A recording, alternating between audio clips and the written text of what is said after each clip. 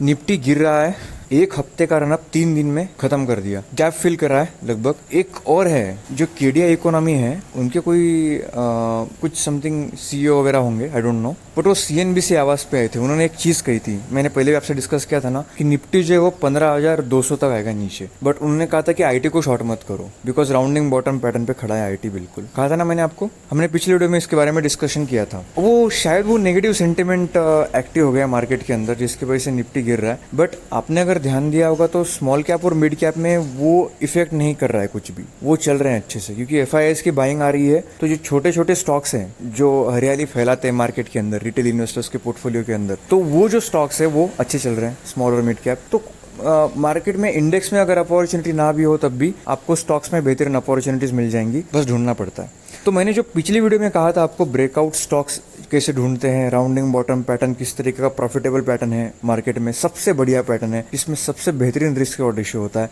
उसी के कुछ एग्जांपल्स आपसे मैं शेयर करने के लिए आया हूं यहाँ। कुछ ब्रेकआउट स्टॉक्स डिस्कस करेंगे आज, बहुत मजा आएगा आपको। मैं 3 स्टॉक दूंगा आपको, आप उसकी चार्ट चेक करना प्लीज, क्योंकि अगर आप सीखेंगे नहीं तो आपको मजा नहीं आएगा। मैं कब तक रहूंगा पता नहीं, हो सकता है कि मैं चला जाऊं कहीं, है ना, क्या गारंटी, आजकल कुछ कह नहीं सकते। तो मेरे जाने के बाद आपको प्रॉब्लम नहीं होनी चाहिए। जो लोग सीरियसली इन्वेस्टिंग कर रहे हैं मार्केट के अंदर इस वक्त, हमारे चैनल को फॉलो कर रहे हैं, उनके लिए स्पेशली कि आफ्टर मेरे जाने के बाद आपको ऐसा नहीं होना चाहिए कि कोई हेल्प ही नहीं कर रहा हो, है ना, किसी पे डिपेंड नहीं रहना है, सीखना चाहिए। सीखने में कोई बुराई नहीं है और सीखना कोई कठिन बात भी नहीं है अगर आप चाहो तो। चलिए शुरू करते हैं आज की वीडियो को। सो फर्स्ट स्टॉक है हमारा मरीन इलेक्ट्रिक, बहुत अच्छा स्टॉक है। कंसोलिडेशन हमारा पहला क्या रूल है, डाउन ट्रेंड, 84 से 22 तक की गिरावट, ठीक है, हो गया डाउन ट्रेंड में स्टॉक आ गया। फिर कंसोलिडेशन 22 से लेके 30 तक, ऑलराइट, कंसोलिडेशन हो गया। उसके बाद उस कंसोलिडेशन में वॉल्यूम बड़े बड़े जो कि बाइंग कर रहे हैं, है ना, और उसके बाद स्टॉक चलना शुरू कर देता है। ये हमारे पूरे फेजेस हो गए, इसके अंदर पूरा स्टॉक घूमता है, और जब ये पैटर्न बनता है तो स्टॉक आपको बेहतरीन प्रॉफिटेबल पैटर्न, मतलब जो राउंडिंग बॉटम है, जो बेहतरीन प्रॉफिटेबल ट्रेड, जो रिस्क रिवॉर्ड रेशियो आपके फेवर में है, ऐसा ट्रेड ढूंढने में आपकी हेल्प कर देता है, ठीक है। करंट प्राइस पे बाय कीजिए, टारगेट आपको आराम से मिल जाएंगे 63, उसके बाद आपको 84, ठीक है, जो हमारा रेजिस्टेंस रहता है ना वो 84 क्यों, क्योंकि स्टॉक वहीं से गिरा था, और एक बार अगर किसी स्टॉक ने सपोर्ट को तोड़ दिया तो वो उसका रेजिस्टेंस बन जाता है, right. Next global spirit, company बहुत बढ़िया है, अल्कोहल सेक्टर ये कंपनी है, और इसके अंदर आपको सबसे पहले गिरावट दिखाई देगी 1600 से लेके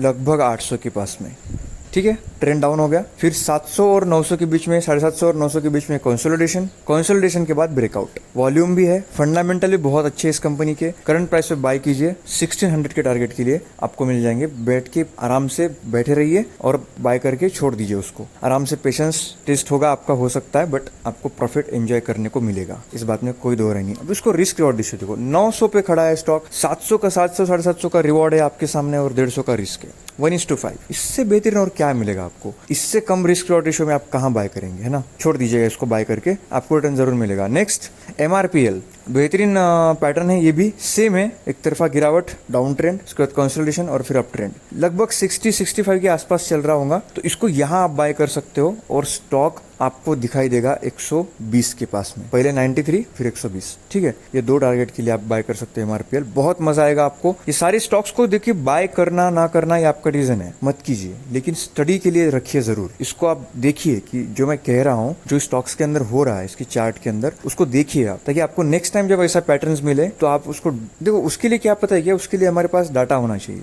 मैं बार बार एक चीज कहता हूँ ना, शक्ति एकत्रित करना बहुत आवश्यक है, क्योंकि वक्त बताकर नहीं आता। तो जब आप शक्ति एकत्रित करके रखेंगे तो आपको अपॉर्चुनिटीज मार्केट में हमेशा मिलेंगी। अब कुछ लोग कहते हैं ना कि FOMO, fear of missing out वाली फीलिंग्स नहीं होनी चाहिए, क्योंकि हमारे पास डाटा रहता है तो फिर वो फीलिंग नहीं आती। आपके पास अगर सिर्फ 10 कंपनी, उसमें से अगर 2 कंपनी छूट रही है तो फिर आपको वो फीलिंग आ जाएगी, उसमें कोई दोहरा ही नहीं है। लेकिन अगर आपके पास डाटा अच्छा खासा है तो आपके पास एक अपॉर्चुनिटी चली भी गई तो दूसरी अपॉर्चुनिटी अपने आप खुल जाएंगी, है ना। तो इस चीज के लिए आपको डाटा मेंटेन करना बहुत जरूरी है। तो ये है 3 ब्रेकआउट स्टॉक्स जो आपके लिए है, एंजॉय योर सेल्फ और सीखिए। यहाँ पर भी देखिए 50% रिटर्न से कम 50% रिटर्न है, और रिस्क रेशियो हमारे फेवर में है। राउंडिंग बॉटम, आपने वीडियो देखा नहीं, पिछला वीडियो जरूर देख लीजिएगा, ठीक है। Thank you very much, take care.